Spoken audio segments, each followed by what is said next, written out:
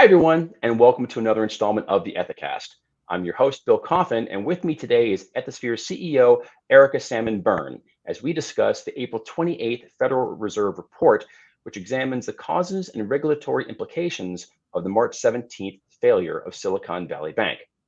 At the time, SVB was the second biggest failure in US banking history, but in recent days, that has been dislodged down to third place when First Republic Bank failed right after the Fed released its SVB report. Erica, thanks so much for joining us. Oh, Bill, it's my pleasure. I mean, as you know well, anytime a report like this comes out, it is every compliance professional's responsibility to dig into it. And so Bill and I have read all 118 pages so that you all don't have to.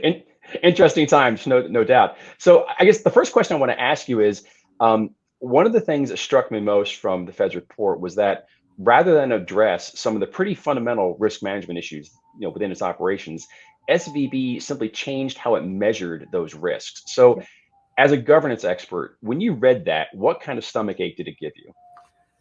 Gave me yeah, Bill. It's interesting. So, risk management is a fundamental piece of good sort of business operations, right? You should always be thinking about what does the risk profile look like? What does the changing environment mean for the risk profile? And that is never the case more than in a period of time like we're in right now. And instead of setting a risk appetite and sticking to it, what SVP decided to do was to change their risk appetite effectively, right? They changed the way they thought about risk. And to me, one of the most striking things in the report was the Fed pointed out that, not surprisingly, all of SVB's management team had all of their incentive measures and metrics tied to short-term profits. And so again, it goes back to, it's Groundhog Day. At the end of the day, the culture you build is a reflection of who you fire, who you hire, who you praise, and who you promote, and how you pay them. And so if you're going to build a structure where the number one metric is quarter over quarter profits and return, and short-term growth, you are going to incentivize situations like this. You're going to make it so that if I can't fix it legitimately, I'm not going to face the problem. I'm going to bury the problem in the way that I measure the risk. And it's a sad story for all of the people who did not do anything wrong that were affected by this, right? I mean, you listen to businesses who were not sure they could make payroll. You listen to, people who were working on film productions that were financed by SVB. Like the ripple effect of this type of misconduct is profound. And it's really frustrating to see so many of the same themes that we see, all the way back to 2002, right? Some of the stuff that's in this report would have been in the retrospective of Enron or WorldCom. And it's like, we just haven't learned our lesson that you need to plan for the long term. Yeah, and that short-term incentivization piece it was particularly striking, since banking really is a long-term business, and when you see that mismatch between short-term desire and long-term planning, that seems to be the gap in between the gears where things can really go wrong. Right, and it's the board's job in many ways to push on those things, right? When they approve a compensation plan, one of the things a good board of directors is doing is saying, what are the particular behavioral incentives that we have built into the way we have decided to pay these people? Mm-hmm. And it does not appear, based on the 118 pages of Fed findings, that those were questions that were happening.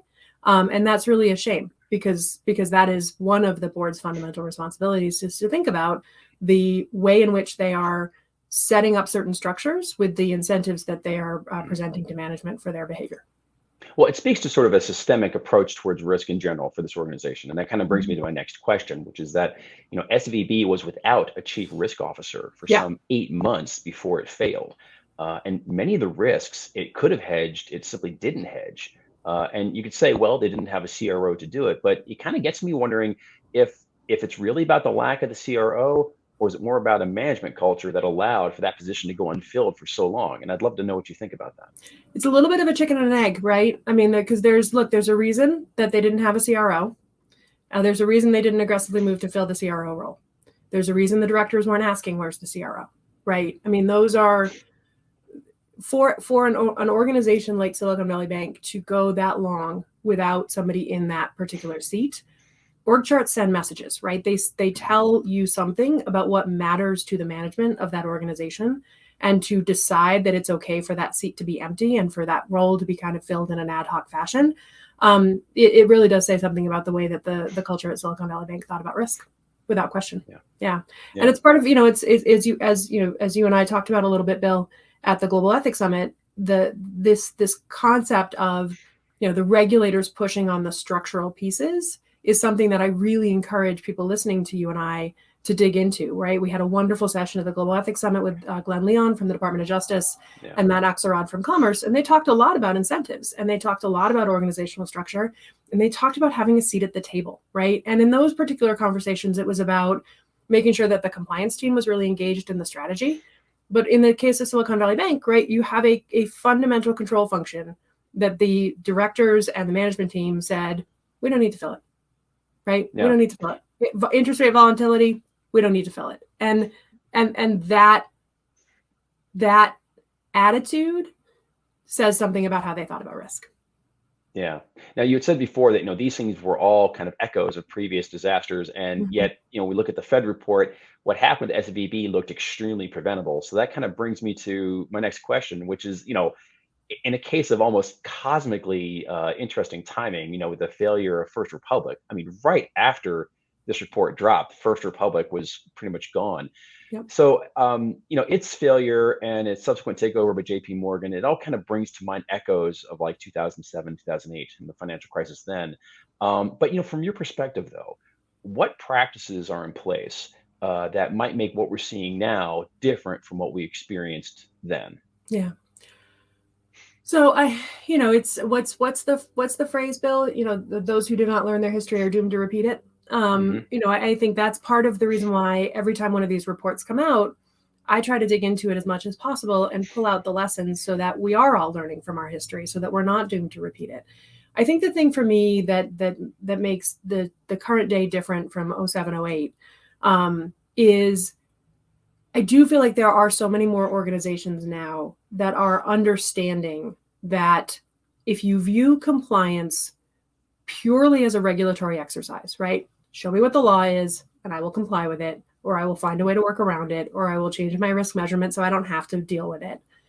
Instead of looking at it that way, you have so many more organizations now that are saying, my stakeholders are asking for me to do business the right way, and I'm going to lean in to doing business the right way. And the regulatory guidance is going to be regulatory guidance, and the compliance is going to be helpful for me to sort of figure out some of those metrics along the way. But it's not going to be the thing that I'm using to motivate my work, right? I'm going to be motivated in my work by thinking about the strategy of the business, thinking about the stakeholders of the business, thinking about the long-term growth of the business, thinking about the risk appetite of the business, right? Those are going to be the things that are going to matter to me, as opposed to show me what the regulatory framework is and I'll work around it. And that to me is especially as we seesaw back and forth between different administrations that have different regulatory approaches to compliance. You have to think about it that way, right? Because if you are planning your risk appetite and your strategic growth plan and your M&A activity and your diligence changes, right? If you're planning those in 4-year cycles, you are going to be descending into madness very quickly, because the whipsaw effect is significant. And so to all of the compliance officers that are out there listening to this, really taking a step back and saying, why does my business exist in the first place, right?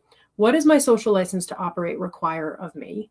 And how do I build a program that safeguards those things, regardless of what the regulatory framework is?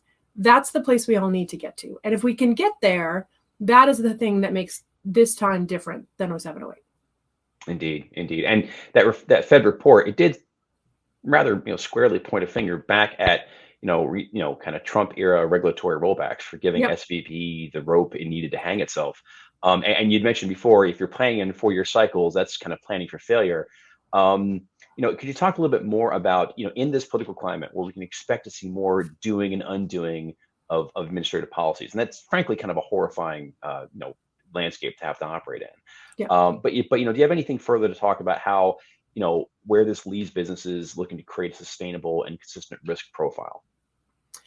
So a couple of things on that, Bill, because it is. I mean, it's every business leader that I talk to says, whatever the compliance issue of the moment is, let's say it's data privacy, for example, they just want certainty, right? Like, just tell me what it is that I'm going to be, like, the environment in which I'm operating, and I will adjust accordingly. And so, in the absence of regulatory cohesion, you can find certainty by thinking about your stakeholder groups, right? Who are the people that matter to me as a business? Who are my customers of the future? Who are my employees of the future? Who are my investors? And how do I structure the work I am doing to make sure that I am keeping those stakeholders in mind at all times?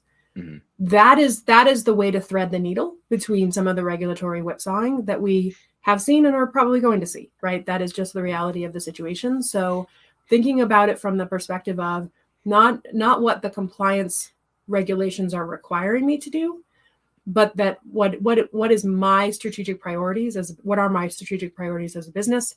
What does my risk appetite look like as a result of that? And then how do I carve a path forward through those pieces? And, to anybody out there who's listening to Bill and I talk about this, that has a seat on a board or aspirations to be a director, the session that we did at the Global Ethics Summit with 3 public company directors, there was a phrase in there, noses in, fingers out. Right. I think one of the things that we didn't see in the Fed report was nearly enough noses in, right? Mm-hmm. Your job as a director is to ask questions, right? And to press management and to question yourself about the incentives that you're putting in place for the management team. And if you're not doing those things, then, that is how we keep repeating history. Indeed. Indeed.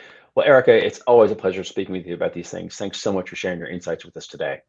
My pleasure. Absolutely, Bill. And for anybody who missed our Global Ethics Summit, I did reference 2 amazing panels from that.